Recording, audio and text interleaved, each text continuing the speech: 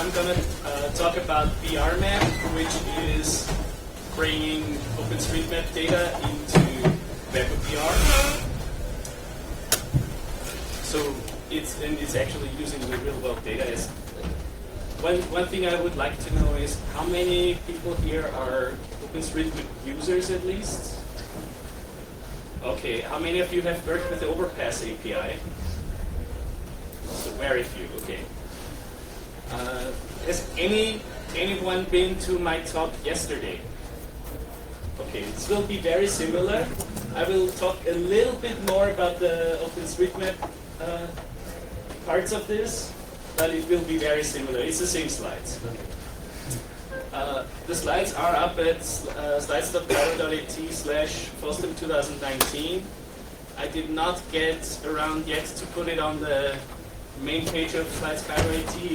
They will be there, linked there, I think tomorrow or something, as soon as I get to it. I'm Robert Kaiser. I'm a Mozilla Tech speaker. Most people call me Cairo. And I'm also an OpenStreetMap contributor, and have been for a long time, mostly in Austria. Also pretty active in the Austrian OpenStreetMap community. So, what is this talk about? Mainly, what I want to tell you about is the cross-device nature of those technologies of WebVR or WebXR, the ease of use of the library I'm using, which is A-Frame, which makes it really easy to get stuff into WebVR, and the ability to use OpenStreetMap data, and for this audience specifically also a few tricks I'm doing with OpenStreetMap data for this visualization. So first, what is WebXR or WebVR? WebVR is virtual reality done with web technologies, so HTML, JavaScript, and so on. WebXR as a word is mixed reality. This is a pretty new term. It was crafted to put AR and VR under one phrase and make one standard that encompasses all of those, AR, VR, and everything in between. At the W3C, there's a working group for that and a proposed standard for WebXR. The AR parts of that are still somewhat in flux. The VR parts of that are pretty stable now, and multiple browsers actually have implementations for it. It bases on WebGL, Web Audio, and for the controllers on the gamepad APIs. It can be used on full VR headsets, of course. Both the 3 degrees of freedom ones like this one and the 6 degrees of freedom, they give you full immersion, so you can also walk in the scene. With those, you can only turn around. And for the desktop devices, for the PC-connected devices like the HTC Vive and the Oculus Rift, Firefox in release on Windows already supports WebVR completely. So you just plug in your HTC Vive or whatever, launch the VR tools, launch Firefox, and enter the VR from the browser with the HTML and JavaScript technologies. On Mac, I think it's in beta right now. It was set back to nightly at some point and then put back into beta again. Mozilla wants to release it soon, but there have been a few complications with the drivers. On Linux, the drivers for the HTC Vive are still experimental, and Mozilla is also missing a few patches in the graphics stack, so it's not there yet, but it's in works. For the Oculus Rift, there's no drivers for Mac and Linux. As soon as Facebook bought it, they stopped all development on Mac and Linux. Make your own thing out of it. But that said, the default Oculus browser on the Oculus Go and the Samsung Internet browser for their Samsung devices, those also implement WebVR. And as far as I know, Microsoft has done some support in Edge for the HoloLens, and I don't know the real state of that. So there is implementations in a few browsers. Of course, for those standalone headsets, there is Firefox Reality, which also supports it, which is a browser for those standalone headsets.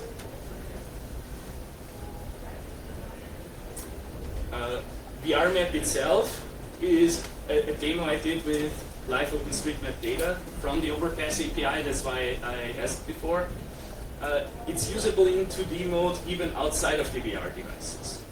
So you can actually use your phone or your tablet or your PC and look into this as well. I will, in the next slide or in the next minutes, show you the same thing here on the projector, just in 2D mode. But when you go into a VR device where you have controllers, where you have a headset, you can immerse yourself completely into this. It's using the Mozilla A-Frame library. I'll be coming back to that. And it's a very simple demo. It only has about 80 lines of HTML, most of which are the starting dialog, which we will see, and about 300 lines of JavaScript, and quite a bit of that is code I'll actually show you, because it makes a few decisions about defaults for stuff that comes from OpenStreetMap.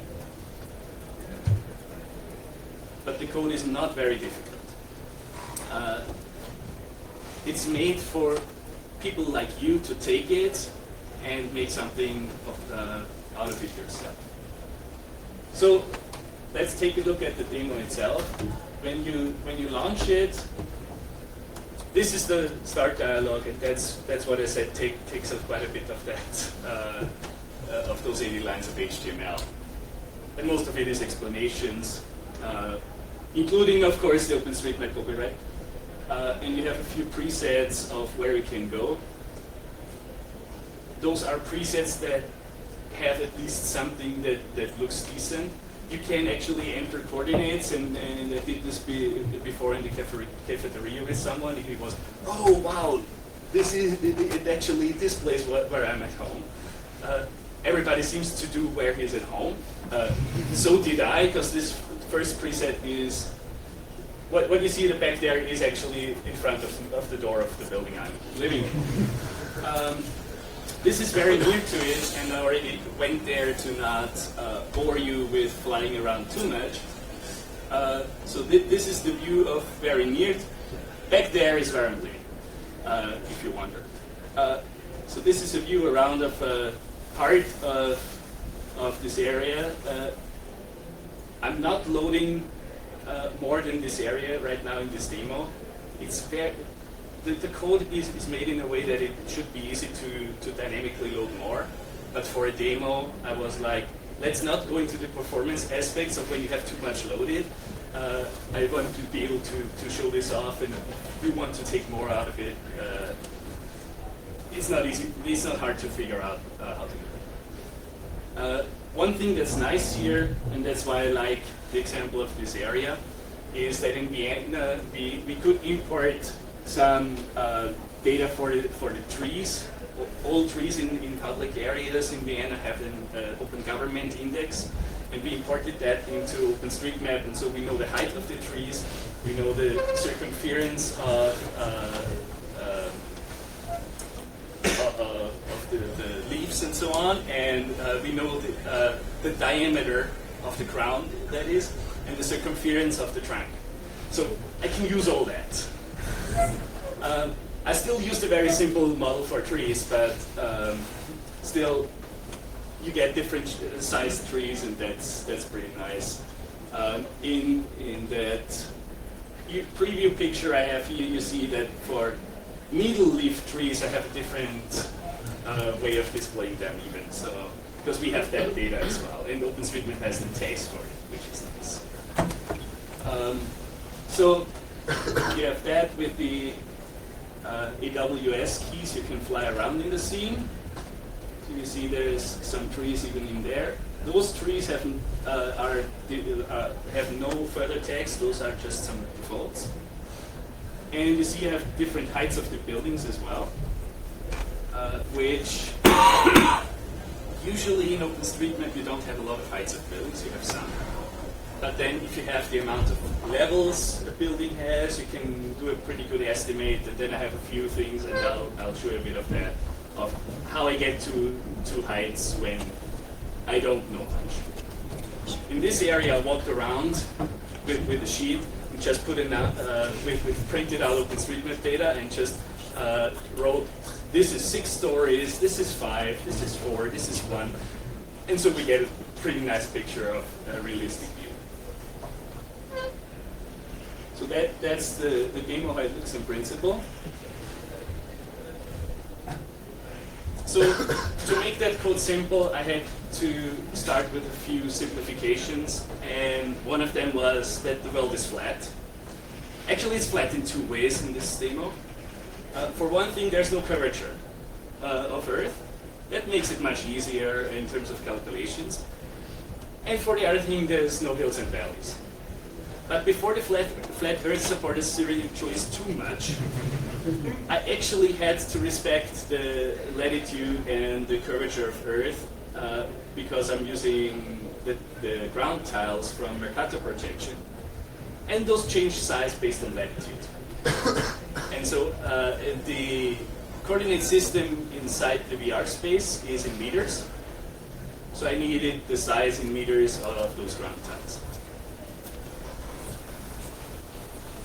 Those ground tiles are, I'm just using from the default MapNik tiles that OpenStreetMap renders. I'm using it via a tile cache that I'm operating myself to not overtax OpenStreetMap service.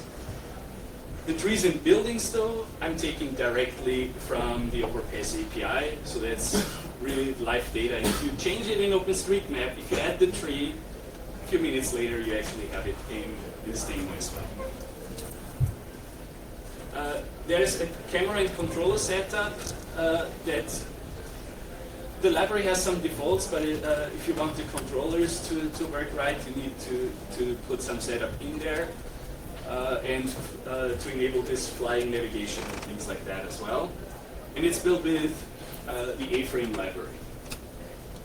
So the A-frame library, I just mentioned that second time, and now I really should tell you what it is.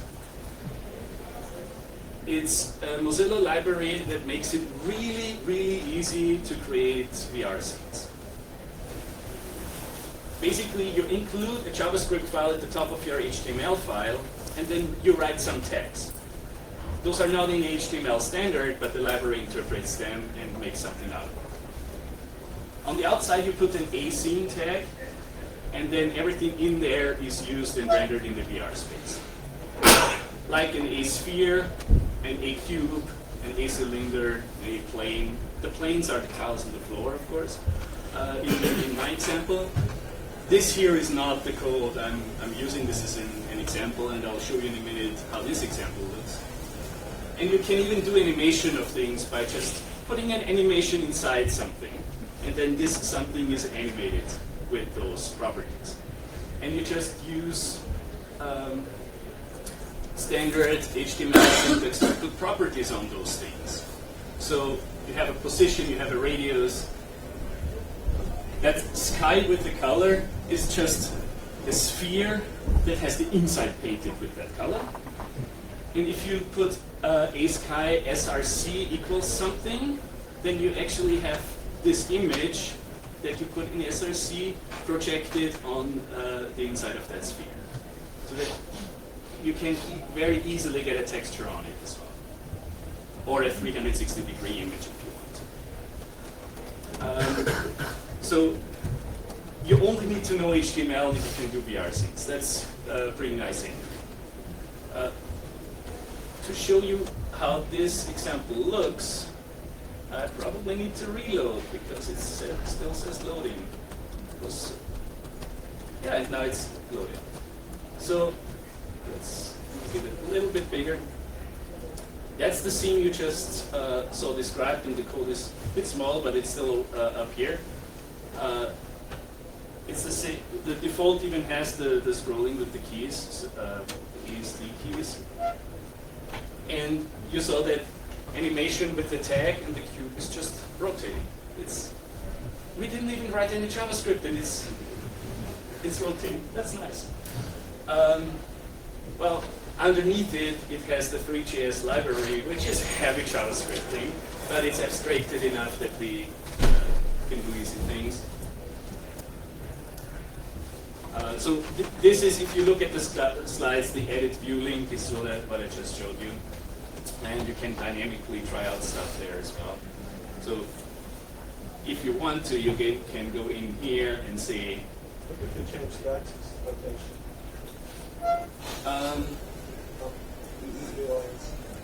Which one?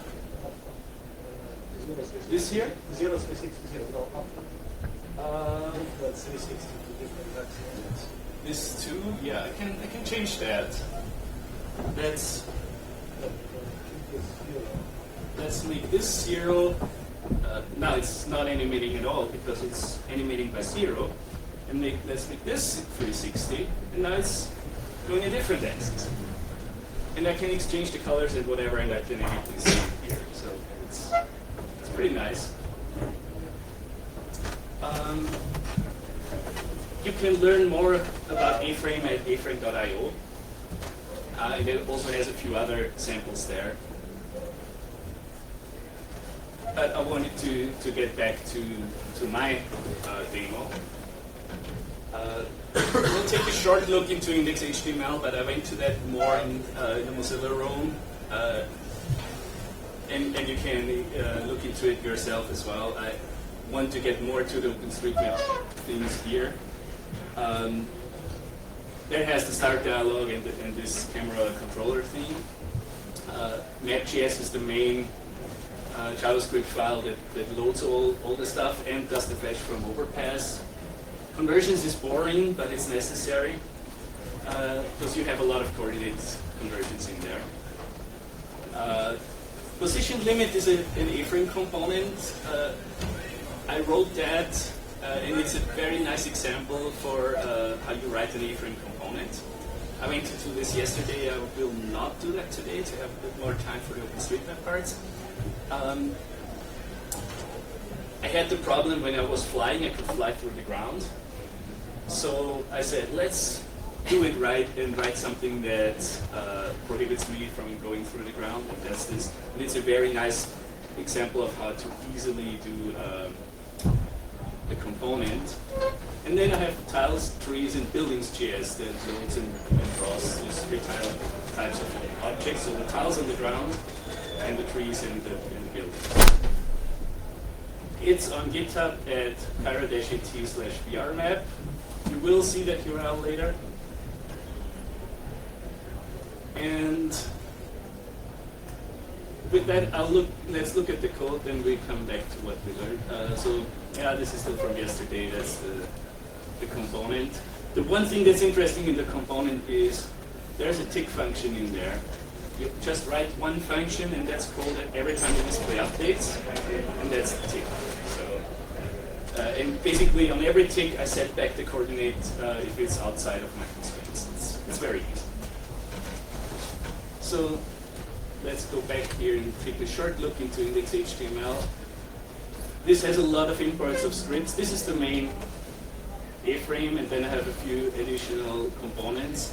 There is a components indexing on A-frame.io where you can find a few things that you can easily plug in and make it easier without writing stuff without JavaScript. That's all the intro dialog, and then here we have the A scene. That still fits on one screen. A entity is basically the div of A-frame. So it's the container that it can be anything and can contain it. And actually, an A cube or something is just a specialized A entity. And so the ground is a workaround, but the map entity that has a container for tiles and a container for items, which is trees and buildings. And here's the camera rig. A component enables another attribute here. So you have movement controls that allow you to fly. And here I'm putting in my own component that you saw for a minute there. position limit equals with those parameters, that the ymin 0 is the really important one, that I cannot go through the floor. I did not mention the coordinate system. I said, I'm saying ymin just if it was the most natural thing. So if you stand in the VR scene, then x is horizontal, y is vertical, and c is the component that goes towards you or away from you. So that's why ymin is 0. And I will not go into the mixins here, but you have a head that's 1.6 meters above the ground, which feels pretty natural for most people to have the head around that above the ground. And then you have a left hand and right hand for the controllers. And it loads those controllers if any of those things is present. So it's not that hard to understand if you take a bit of time to look at it. I know it's a bit fast now to just have something thrown up here, but it's not hard to understand. And then I want to take a bit of a look. So the tiles are pretty simple, but the tree. So yeah, anyone who has worked with Overpass, here's the stuff that looks familiar to those who have used Overpass. Here I'm having the Overpass query. The bounding box string is calculated from whatever we're displaying. And otherwise it just loads all nodes with natural equals tree. Who has actually edited OpenStreetMap in here? So those of you, natural equals tree will be something you have heard about. And the system of nodes, ways, and relations we probably have heard about as well. For the others, the data model of OpenStreetMap is you have points that are nodes that have coordinates, then you have connections of nodes that are ways, and you can have relations that's just a meta reference to any object. And any of those can have key value tags. So natural equals tree is a tag. And that tells me that's a tree. It's very easy to understand in this case. There are some that are not that easy to understand, but this is pretty easy to find. Then fetch that, convert that to GeoJSON, because that's easy to process afterwards. And then here dynamically creating, and you'll see I'm just creating HTML elements. So if you ever created stuff with JavaScript, if you ever created elements with JavaScript, that's basically how you did it if you did not use any abstraction layer. You can actually use all kinds of abstractions like AngularJS or jQuery or whatever with this as well. And then I'm setting all kinds of stuff here. See, I'm pretty much getting to end. So one very short look into the buildings. That's a bit more difficult because I had to find out default heights of buildings. So actually, if there is a height equals something tag on it, I'm using that height. I'm using if there's a building levels on it, I'm actually using that and calculating times 3. I think I have that down here somewhere. Or I have a meters per level variable that I'm multiplying with, which is set up here. So I estimate every level is about 3 meters, which is pretty okay. Newer buildings are usually less, older buildings can even be more. And if I don't have that, it gets scary.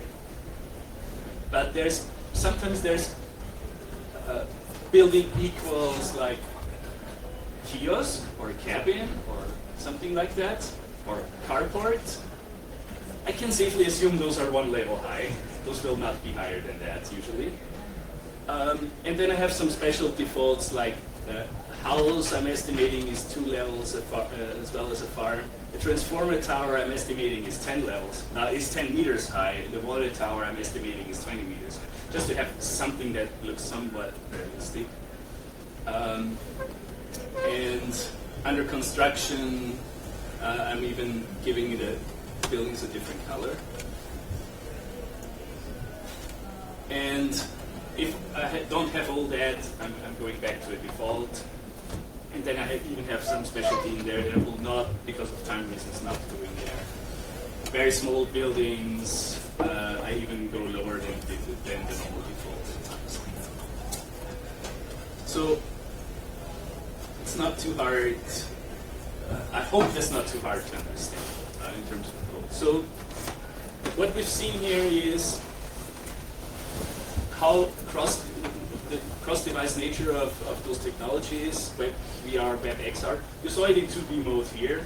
You have to believe me right now that it's working in the headset, but you can actually take a look at it afterwards in this one.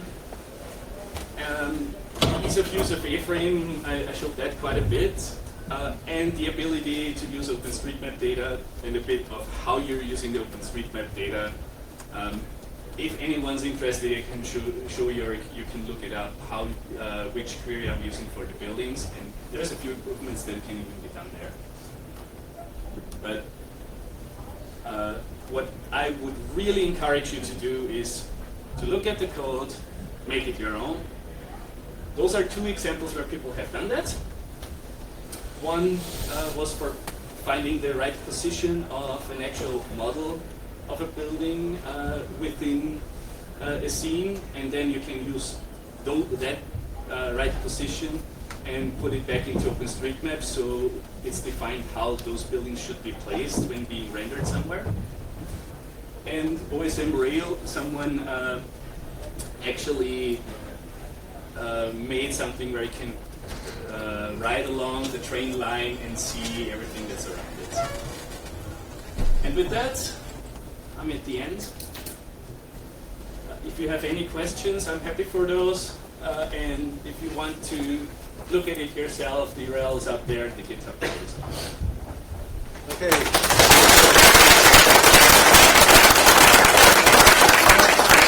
1.5 minutes for question. Anybody? Everybody's tired.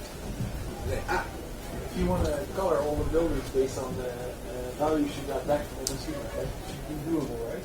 So I actually have in there that the color of the building, if there's just a color equals something, that I'm using that. I do not have the more extended thing with building parts in it, but if it's the whole building has one color, you actually have that in there right now. Yeah. Would it support using a photograph of the building as a texture? You would need to program, do some programming to set the SRC and whatever, and it's a bit hard because it would just project it on, around it, so you would probably need to do some manipulation, but I think it should be doable.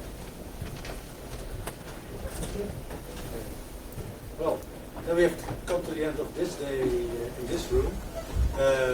Please fill out the feedback either via your app if you have the right device, and otherwise via the website that gives the organization some guidance for next year, how to program, where to program, what to program.